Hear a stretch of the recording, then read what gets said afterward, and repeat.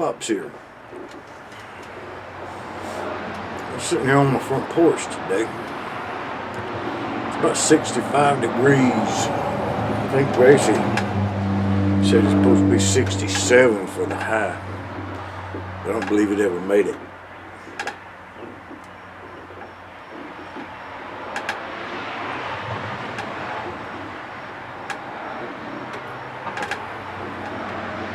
I got a letter in the mail today from Bank of America.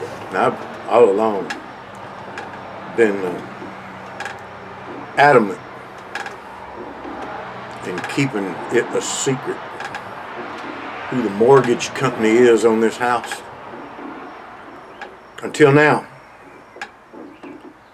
I've told y'all who the insurance companies were and who the new insurance company is and who the insurance company was that canceled us.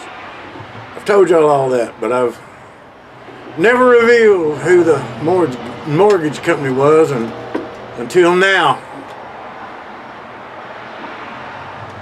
I've always said the company that held my mortgage. Until now, it's Bank of America, y'all. I'm going to reveal it today because of the letter that they sent me. I'll tell you a little update. Progressive Insurance sent their second inspector around. This one came around with a camera. Popped off pictures. This time I was out in the yard with Luca. They didn't care nothing about no picture of her, didn't care nothing about no picture of me. I told them, I said, you can see she ain't no pit bull. They said, we ain't care nothing about no picture of her. They said, your house looks fine. Progressive just wants pictures of your house. We just want to know and want a file of what we're insuring. And I said, but you are insuring it. They said, oh yes. We just want pictures of it, just for our records. And I said, but everything's on the up and up. And they said, oh yes, you look fine. The house looks fine. We just want pictures of it. I said, okay, great. And they said, that's right, great.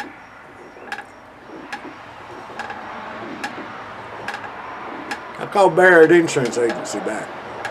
Now this has been a couple weeks ago. I called them back. I told them. And they said, oh, it's standard procedure.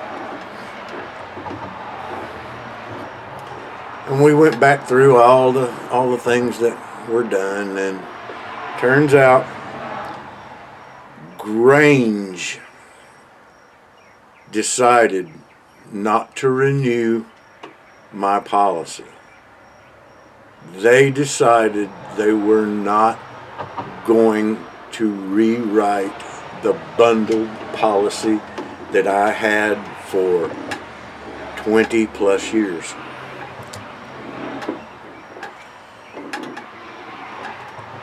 Now, there at the tail end, simply because I had never been late on a house payment or on an insurance payment. Of course, I've been late on at least one house payment in 20-something years. But because I'd never been late on an insurance payment, well, I guess maybe technically I was, because all the insurance payments were wrapped into the escrow, but the insurance was paid in advance. So I guess maybe I wasn't. But they looked at it and said, oh, this guy, I mean, he's been a perfect customer. So they contacted me at the beginning of September and said, well, now wait, let us try to rewrite you another policy. And while Barrett Agency was working on finding me someone else, they said, no. So they put the brakes on Grange and said, we're working on something else. So Grange informed Bank of America, no, he's put the brakes on us. And Grange did not renew the escrow.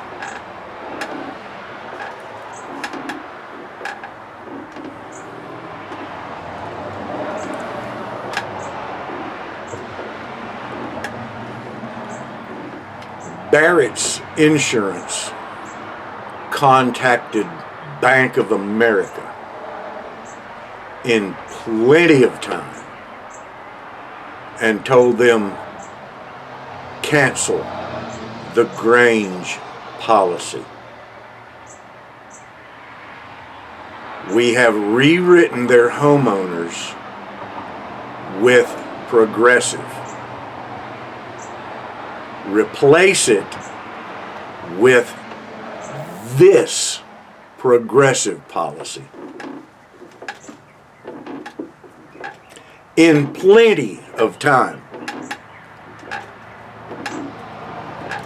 New policy goes into effect on October the 1st. Today I get a letter in the mail from Bank of America after I've already paid September's house payment, telling me that the escrow had already been paid. Of course, I expected it to be paid. It was due in October.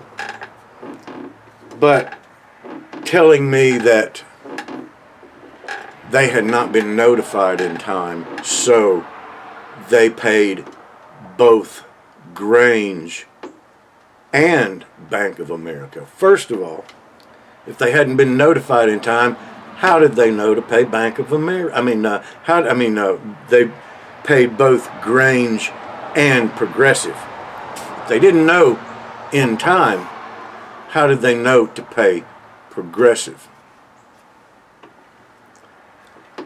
Now, Barrett Agency told them not to pay Grange.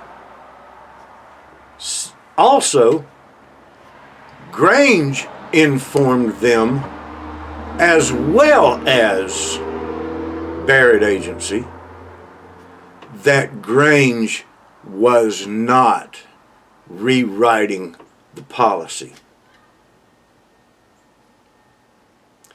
So, they were informed in time, but they sent me a letter telling me that they've paid both insurance companies and that my escrow came up short. Thus, my house payment is going up to reflect it.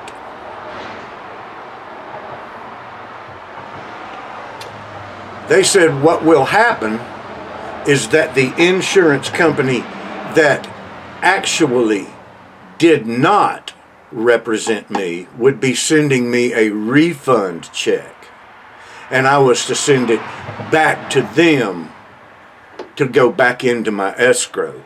But in the meantime, my house payments would be reflecting it. It's going to take about 2 months in order to show this and to get that money back into my escrow.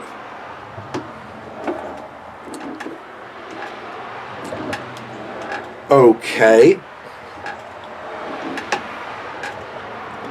What they don't realize is that by December, they are going to be responsible for paying me a refund on that escrow, and my December house payment will reflect that. After that, my January payment goes back to normal, and it will reflect my insurance going down. Now, the next 2 payments will reflect my escrow going up to reflect them paying both of those insurances. Not to worry. They don't know that you guys have put the money in a GoFundMe account that will cover that already. The money is still there.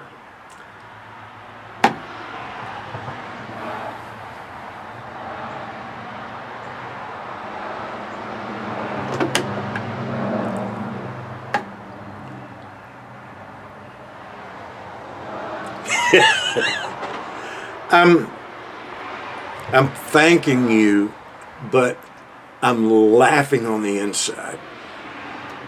I'm told by my agent that somebody is trying to bankrupt me. Somebody's trying to drive me in, not necessarily bankruptcy, but somebody is trying to keep me from paying 2 house payments via bankruptcy. Now, it ain't gonna work.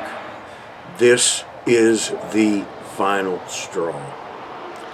They're not getting my house, and it's their last ditch attempt. Today, I went and picked up Gracie from work.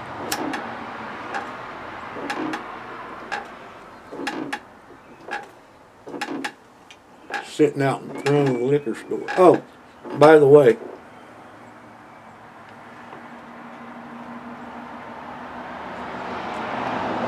meet the YTPC Fastest Nut Champion 2020. We did a slow-mo video.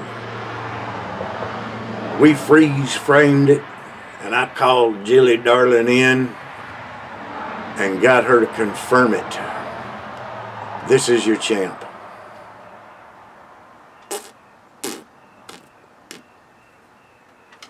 The other 4 are laying in the backyard for the squirrels. Anyway, I was sitting in front of the liquor store where she works. Out in front of the store is a 4-laner with a turn lane down the center. And if you're facing outwards, to the left is a pretty major intersection. Coming around the corner and down in front of the store in the southbound lane, which is up next to the store, on the inside lane next to the turning lane. Wasn't screaming, wasn't squalling tires, just flowing with traffic.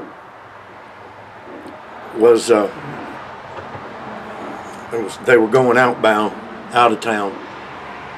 Was an early model, I guess. Late 70s, early 80s. Small sedan. Looked like it might have been maybe a Ford. It was either navy blue or black.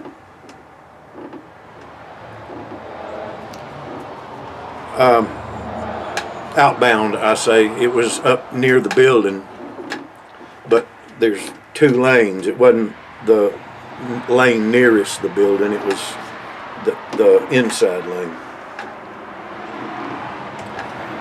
I could see them when I was sitting there listening to the radio, waiting on her to come out, and I seen them going. It looked like people were in a fight in the car, and I seen them when they come through the light. And they got in front of the building and then went on past, and all of a sudden I kind of looked back behind me, and the car made a veer like it was pulling into the lane closest to the curb, or like pulling into the inside lane or the outside lane to the right into the next lane, into the car to its right hand side, into the, well, anyway, that truck, it was a pickup truck, pulled over in front. He slammed on his brakes, and all of a sudden the door on that car opened up. You hear some people yelling, and a guy jumped out of that car and he ran over to the in front of that pickup truck, and he got on the edge of the road and he ran like 6 or 8 steps down the bridge. They were sitting on top of a bridge, and he ran 6 or 8 steps back towards me and the liquor store. And then he turned back around and he looked at the car that he just jumped out of. And that car straightened back up and went on, kept going southbound. And then both lanes of traffic kept going the direction that they had, well, they proceeded. And the traffic kept going. And the guy kept turning back around. He kept turning back around, but he just kept walking. And finally he crossed the bridge, and he kept looking back, but finally he crossed the parking lot there behind my car, and Gracie come walking out, and she looked at me and she said, "Did you see that?" And I said, "Yeah, what do you make of it?" And she said, "Dad, he had Down syndrome." And I said, "Yeah, ain't no doubt about that." And she said, "You think he needs help?" And I said, "I don't know." I said, I hate to just think that maybe he did. And I asked her, I said, "What time are you getting off?" And she said, "I'm off." She said, "All I got to do is grab my stuff." And I said, "Well, grab it and let's go." She said, "You want to try to help him?" And I told her, I said, "There's no dance without dancers." I said, "I'm a dancing man. Let's go." Well, she went and grabbed her stuff. She jumped in the car, and we circled back around and went the direction he went. And he turned and went back the way they had come. So we circled back around to the light and turned back left the way they had come, or yeah. And he had already walked maybe 25, maybe 30 yards down the road time we caught up with him. And there was a turn lane on that road as well, but it wasn't but a 2-laner with a turning lane in the center of it. And looked like he was about a late teens, maybe 20-year-old. It's kind of a chubby little kid, but he was definitely Down syndrome. And I pulled over into the turning lane when I got up even with him, and I had my window down anyway. And I pulled up even with him, and I said loud enough for him to hear me. I said, "Hey, buddy." And I mean, he, like that. And I said, "Are you okay?" He said, "Yeah." And I said, "Do you need help?" He said, "No." And I said, "Do you know where you're going?" And he pointed, and he said, "Yeah." And I said, "All right."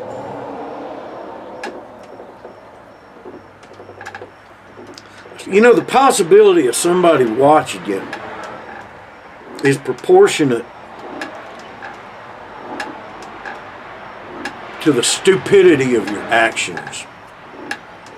I've often said that.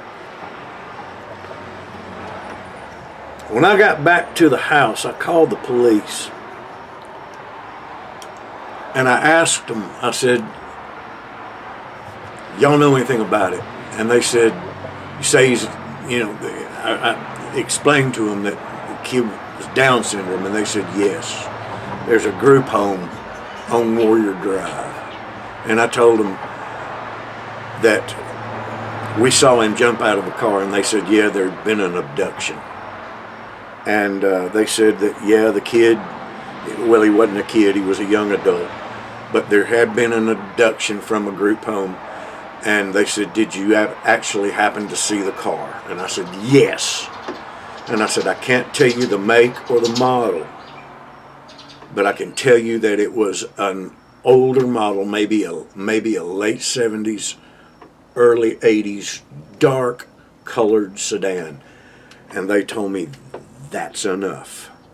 We think we may have enough to go on right there. We think we may be able to identify him from that. And I said, well, can I ask a question? They said, we can't tell you anything about this case. And I said, can you tell me if he got home safely? And they said, yes, he did get home safely. He made it back to the group home. He knew exactly where he was going, and he made it back to the group home. And I thought to myself, I said, you know, for every action, there is at least an equal and corresponding overreaction. Because I was, and Gracie, we were just freaking the out. And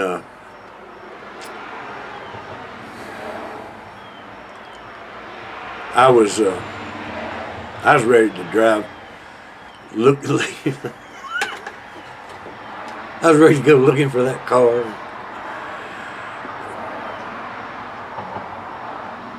I knew that there was a group home because it's the street that it's a street that I went to high school on, and that's been some years ago. And even back then, there was a group home on that street. And there's been a group home on that street for years and years and years and years. And but it was good to learn that the kid made it home. And I honestly, I did not mean to freak that kid out, but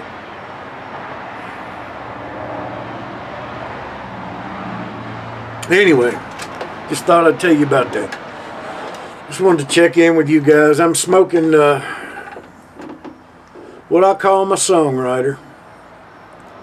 It's a pipe that my brother made for me. It reminds me, it smokes like a Savinelli. It reminds me a lot of an Arthur, but it's not exactly like one. And I admire the author so much that he made this one for me, and it smokes a whole lot like one.